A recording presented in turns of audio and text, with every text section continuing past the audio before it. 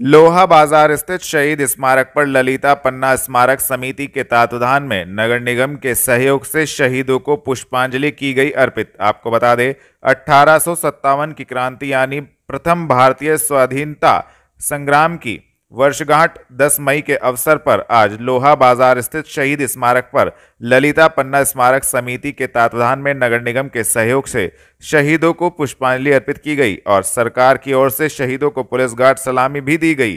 आचार संहिता के कारण कार्यक्रम में कोई भाषण नहीं दिए गए। ध्वजारोहण के साथ राष्ट्रगान हुआ और कार्यक्रम साधारण ही रखा गया।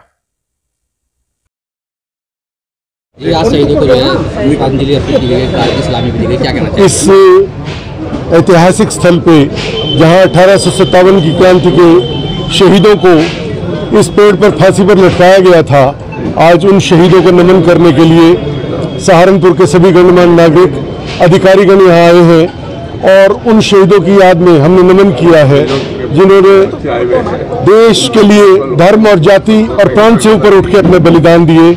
ये स्मारक उस दिन की याद दिलाता है जब हजारों लोगों को यहाँ फांसियों पर चढ़ाया गया, गांव के गांव जला दिए गए जिन्होंने क्रांति में भाग लिया था। आज उन शहीदों को हम नमन करते हैं और ये प्रण करने का अवसर है कि जिस सुनहरे भविष्य के लिए, जिस उत्तम भारत के लिए उन्होंने बलिदान दिए, हम उनके सपने को पूरा करेंगे। जय हिंद, जय भारत, वंदे मातरम।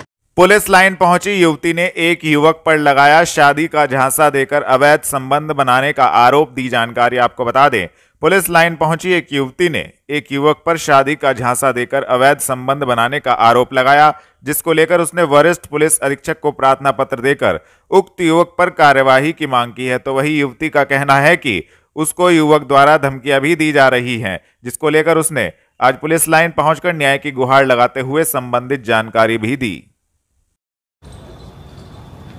अभी आप कहाँ पर हैं, क्या दिक्कत है आपकी?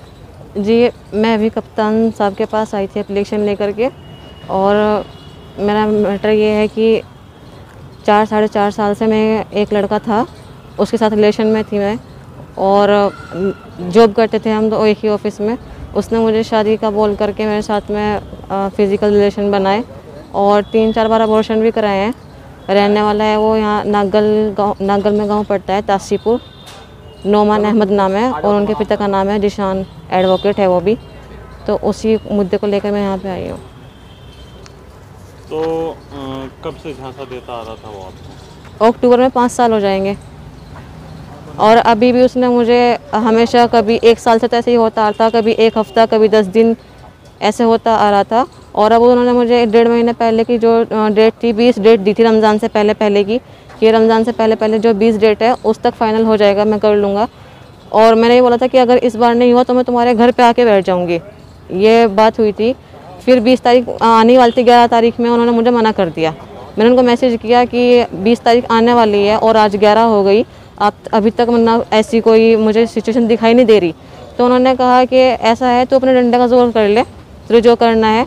मैंने उनसे मैसेज में ये बोला था उनको कि आपका अच्छा बुरा आपके हाथ में है, घर वालों का भी बदनामी होगी, इतना सब कुछ होगा। तो उन्होंने कहा कि तुम अपने डंडे का जोर अपना ले, जिसे चाहे बुला ले, और जो भी तेरे साथ में तेरा साथ देगा, साथ में खड़ा होगा, कि उनको भी मैं सबको कोर्ट में खींच के लाऊंगा।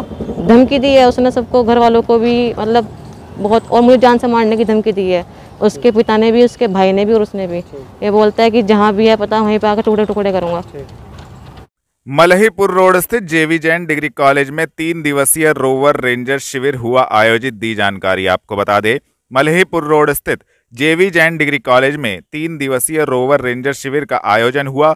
यह शिविर 10, 11 एवं 12 मई 2023 3 दिन चलेगा। शिविर में भारत स्काउट गाइड संगठन की ओर से नामित प्रशिक्षक शिविर में प्रतिभागियों को प्रशिक्षित करेंगे, जिसको लेकर संबंधित जानकारी भी दी गई।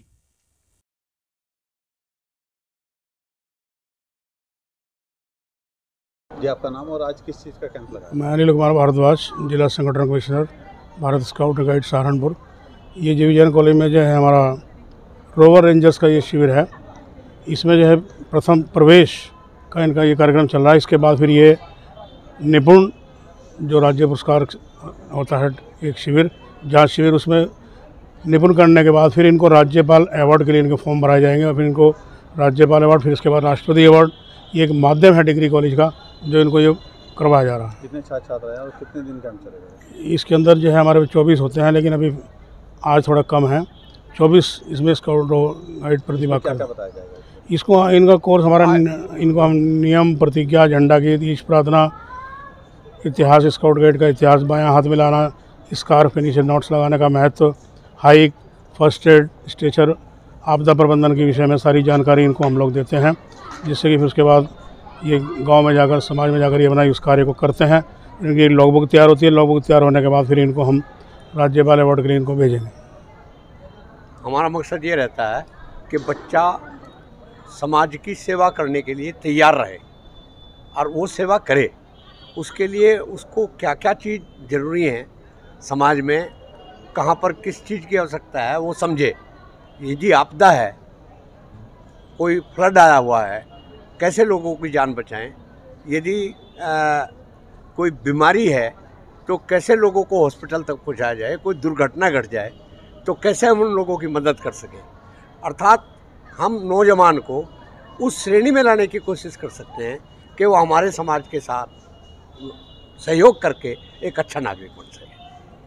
सहारनपुर के मशहूर चुनहटी वाले हकीम डॉक्टर शाहिद प्रबंधक फैज आयुर्वेद मेडिकल कॉलेज चुनहटी गाड़ा सहारनपुर का सुबह लगभग 11:30 बजे देहांत हो गया है।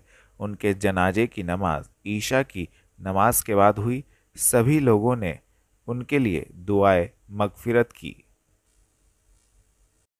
थाना नकुड़ पुलिस ने समय सिंह हत्याकांड का खुलासा करते हुए हत्यारोपी को नकुड़ क्षेत्र से किया गिरफ्तार। आपको बता दें, वरिष्ठ पुलिस अधीक्षक के निर्देशन में अपराधियों के विरुद्ध चलाए जा रहे धरपकड़ अभियान के क्रम में थाना नकुड़ पुलिस को बड़ी सफलता हाथ लगी है।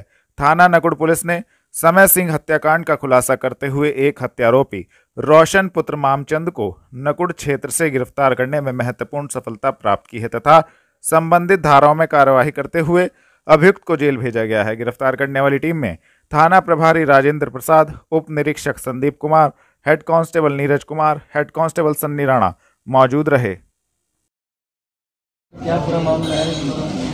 देखिए, कल थाना नकुड़ में जो एक गांव है रणयाला दयालपुर, वहाँ पर एक वादी हैं ललित, उन्होंने सूचना दी कि उनके पिताजी की किसी ने हत्या कर दी है।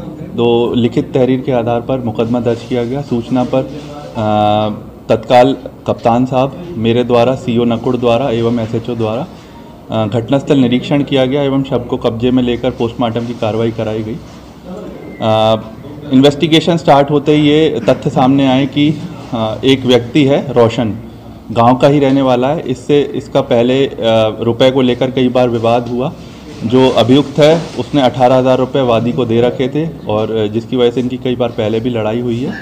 और कल सुबह जब अभियुक्त नशे में था, वो अपने पैसे मांगने के लिए वादी के घर पे, पिताजी के घर से मिला और उनके बीच में कुछ अनबन हुई और उन्होंने उस समय बसौली से सर में वार कर उसकी हत्या कर दी गई।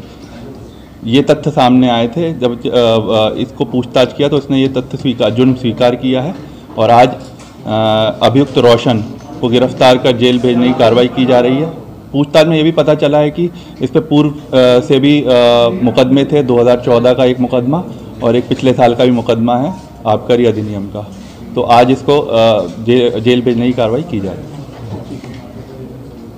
ग्राम चिरूकी में चला अवैध कब्जे के खिलाफ निगम का अभियान कराई गई 1 करोड़ की जमीन कब्जा मुक्त। आपको बता दें, नगरायुक्त के निर्देश पर नगर निगम ने थाना सदर बाजार क्षेत्र के चिरूकी गांव में निगम की जमीन पर अवैध रूप से 4 दीवारी बनाकर किए गए अवैध कब्जे को जेसीबी से ध्वस्त करा दिया और 5 ट्रॉली ईंटों की जब्त कर ली।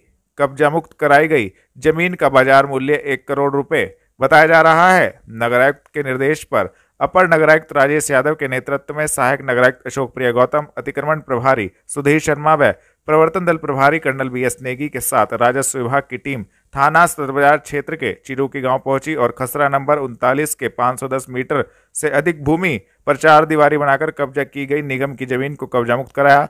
कब्जे के लिए की गई 4 दीवारी की 5 ट्रॉली ईंटें भी निगम ने जब्त कर ली और उन्हें निगम में लाया गया। बेहट रोड पर गद्दे के गोदाम में भयंकर आग लगने से एक की मौत, परिजनों में मचा कोहराम। आपको बता दें, देहात कोतवाली क्षेत्र के बेहट रोड पर गद्दे के गोदाम में किन्हीं कारणों के चलते आग लग गई। मौके पर सूचना मिलते ही पहुंची दमकल विभाग की गाड़ियों ने कई घंटे तक आग बुझाने का प्रयास किया और कड़ी मशक्कत कर आग को बुझा लिया, जिसमें मिली जानकारी के अनुसार 22 वर्षीय लड़के रॉबिन की मौत हो गई है। तो वहीं सूचना मिलते ही परिजनों में कोहराम मच गया है।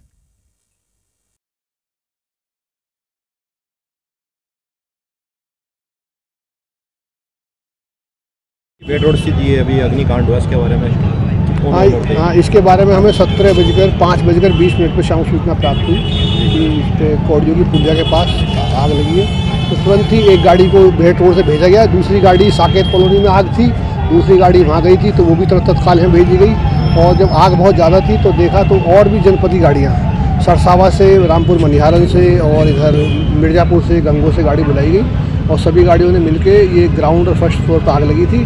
और इसमें फर्स्ट फ्लोर पर एक आदमी जो मजदूर था वो संभवतः ट्रैप हो गया था आग में और उसकी आग से जल गया। अब ये तो मैं नहीं कह सकता क्या स्थिति है उसकी। तो कितने कुछ लोग तो बताया कि 7 व्यक्ति अंदर काम कर रहे थे। फिलहाल तो हमें जो है मतलब एक आदमी ही मिला है, बाकी सभी के शव से निकल गए और बाकी पूरी डिटेल जांच कर रहे हैं, मालिक कौन है, कहाँ है, फिलहाल इतना ही पता। आग लगने का मुख्य कारण सर क्या है? आग लगने का मुख्य कारण अब मैं इस समय नहीं लगा, इसको अभी देख के उनसे लोगों से मिलकर पता, क्योंकि पूरी आग से पूरी बिल्डिंग जल गई है पूरी। तो आग का कारण क्या है, शॉर्ट सर्किट था या कोई धूम्रपान वगैरह था, ये भी देख के पता।